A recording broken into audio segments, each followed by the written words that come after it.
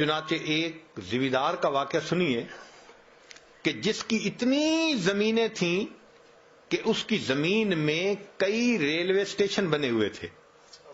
Rail چلتی تھی، ایک اسٹیشن پہ آتی تھی، پھر دوسرے ریلوے اسٹیشن پہ، پھر تیسرے پہ، اور یہ سب ریلوے اسٹیشن اس کی اپنی زمین میں تھے.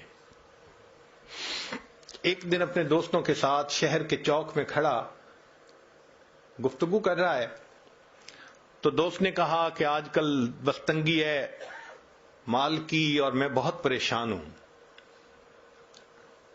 تو اس نے تکبر سے ایک بات کی کہ یار تم پریشان رہتے ہو کہ آئے گا کہاں پہ، اور میری یہ حالت ہے کہ میں پریشان رہتا ہوں لگاؤں گا کہاں پہ.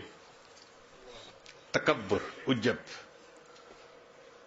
اور میری تو 40 نسلوں کو بھی پرواہ نہیں ہے.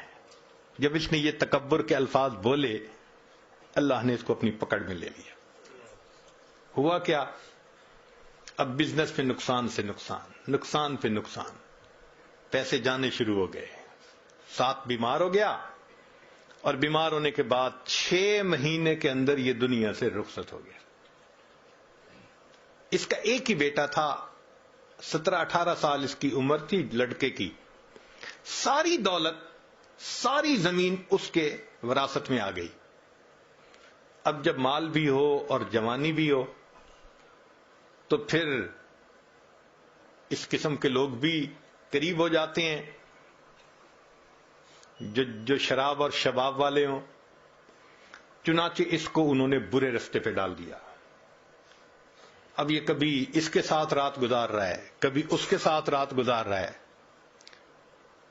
کسی نے اس کو اور بڑے شہر میں پہنچا دیا، پینے پلانے کی بھی عادت ڈال دی. اب بینک کا جتنا پیسہ تھا وہ لٹنے لگ گیا. کسی نے اسے کہا یہاں کیا دیکھو گے، ذرا باہر نکل کے دنیا دیکھو. تو اس نے اس کو کسی باہر کے ملک کا راستہ دکھا دیا کہ وہاں کے نائٹ کلب میں کیا ہوتا ہے.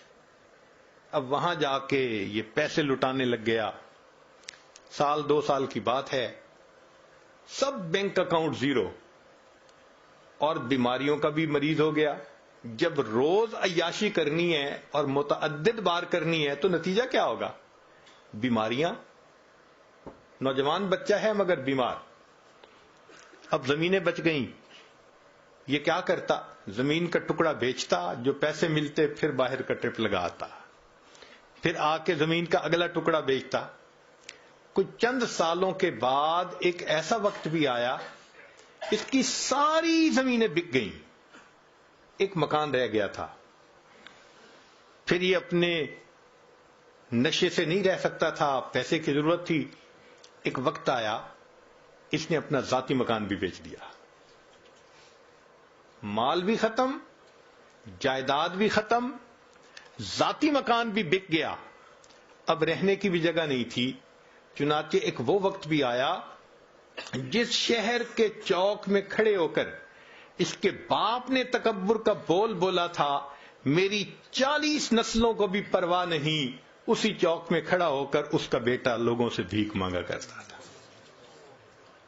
اللہ نے دکھا دیا میں دینا جانتا ہوں، میں لینا بھی جانتا ہوں. تمہارا بیٹا یہیں کھڑے ہو کر لوگوں سے بھیک مانگا کرے گا.